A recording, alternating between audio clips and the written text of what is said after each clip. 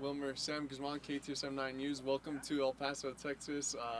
I know it's been a lot for you, but can you just talk to me about what this opportunity means to you to be the new head coach of El Paso Locomotive FC? Uh, it's really exciting, and I feel honored to take, the responsibility to be the head coach for El Paso. It looks like I'm the first Latino coach here, so I have a big shoes to fill in the sense that I want to do well, not only for the Latino guys, but also because it is important to understand that we are the border where we have to be bilingual. We all are bilingual, and uh, with me, the possibilities to communicate with the players in English, in Spanish, with the fans in English and Spanish, and that's something that obviously it's it's going to be easier for me to blend into the culture of El Paso. Para mí es muy importante el reto de haber recibido esta oportunidad, de ser el primer entrenador latino que lleva la responsabilidad en el equipo el Paso Locomotive FC. Y bueno, como latino que soy, que vivo tanto tiempo en los Estados Unidos, es importante eh, tener la posibilidad de comunicarme tanto en inglés como en español con los jugadores, con la afición y poder brindarles a ellos un apoyo total y tener la abertura total de acuerdo como es El Paso. El Paso es una ciudad con mucha historia, increíblemente abierta y con una dualidad de cultura fantástica. Wilmer, this is the first time we're hearing from you since being named the head coach. Why did you want to take this duty on? I wanted to I wanted to come over here because the club it's one of the best organizations in the USL because they have a great roster, in my opinion, and because this is a beautiful environment to work on soccer. So those three they were really important, and obviously I knew a little bit about playing against El Paso. I knew a little bit about the organization, the personnel working over here, and I always liked and I always admire the way they work. So being part of this team for me is something that I didn't hesitate.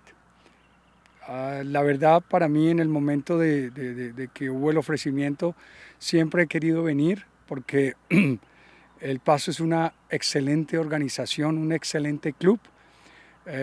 Tienen una nómina muy buena y tienen unas posibilidades aquí en El Paso, un desarrollo futbolístico y cultural que me gusta mucho y de la cual me siento orgulloso de hacer parte. Wilmer James King, CBS4, KFOX 14 Sports. Welcome to El Paso. First off, you took the job in the middle of the season. I guess when you first get here, how much can you implement your own tactics with this squad that's already been going? How difficult is that for a task? It is difficult because I'm not magician. I'm a coach, but definitely it's a change that I notice that the players are taking it well. Their attitude is for them kind of okay. It's a new chapter. Let's try to make it happen. And obviously, I bring different ideas. Each coach has different ideas, and with my different ideas, maybe we can click. And with the motivation and with the attitude, we're gonna be changing little by little. It's not gonna be one day to another day. It's impossible for us to say that today we're in the last place and tomorrow we jump to the first place. It takes time, but we need to see the changes little by little, and hopefully we can start sooner than later because we all need it. Bueno, la verdad que los cambios se van a ver paulatinamente, no se puede cambiar de un día para otro. No podemos hoy estar en el último lugar de la tabla y mañana amanecer en el primero. Eso lleva tiempo, trabajo, esfuerzo, actitud, pero la motivación está y esperamos que con el trabajo paulatino, con los cambios que obviamente traemos y las diferencias de trabajo, podamos ayudar a los jugadores para que ellos reaccionen bien y para que el equipo tome un cambio positivo. Wilmer, Joe Rodríguez para 600 AM El Paso en inglés. Pero te lo voy a la pregunta en español. Dos preguntas. ¿Qué es lo que te llena el ojo de este plantel que tienes en este equipo? La número uno. Y la número dos, ¿qué es el primer orden de negocio en ayudar, remediar el momento negativo que está pasando el equipo? Sí, me gusta el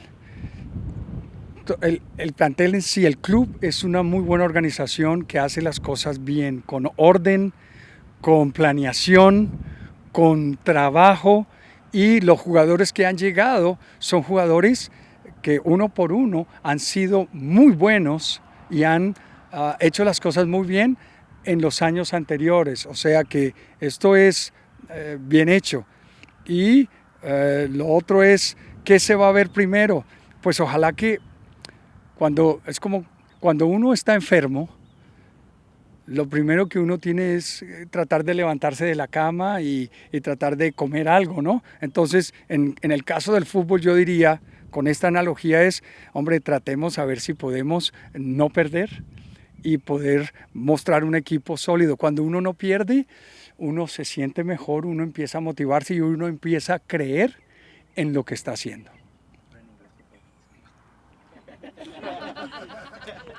Okay, well, first, I'm really impressed with the way the club has been working since the foundation. So it's a club that is organized, they plan correctly, they don't leave everything to the last minute, totally opposite. It's always doing the work, scouting, planning, organizing ahead.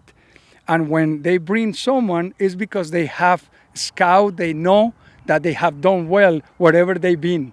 So that shows a good organization. Now it's the moment for the players, for the roster, to respond to those expectations. Coach Duke Keith, voice of Locomotive and work locally in media.